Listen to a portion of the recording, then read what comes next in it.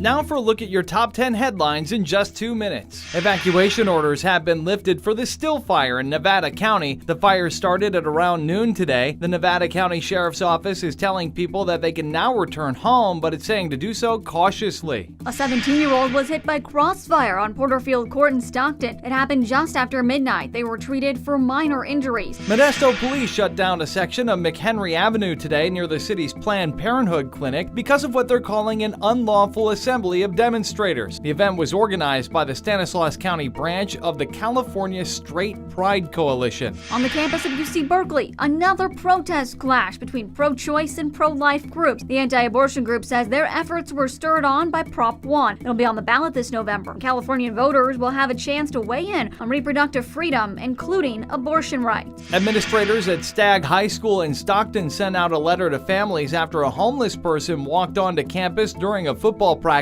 earlier this week. In the letter, the school reassured parents and students that safety is a top priority on campus. This coming only a few months after a student was stabbed and killed by a man she didn't know on school grounds. A 1-year-old mountain lion died during surgery after it was shot by police in Hollister, south of San Jose. Officials were attempting to tranquilize the big cat, but in the process of doing so, it jumped towards an officer, prompting 2 others to shoot it. It was taken to the Oakland Zoo, where the mountain lion later died. The Tule River tribe in the southern part of the valley says their wells are starting to run dry. The tribe has lived on the 90-square-mile reservation for more than 150 years. The tribe's leader says they have more members that would like to move back home, but right now they just can't accommodate them. The pipeline owner in last October's Southern California oil spill had agreed to plead guilty and will pay $13 million in fines and expenses to the groups who had to clean up the spill. About 25,000 gallons of crude oil escaped the pipe and wound up in the ocean and on California beaches.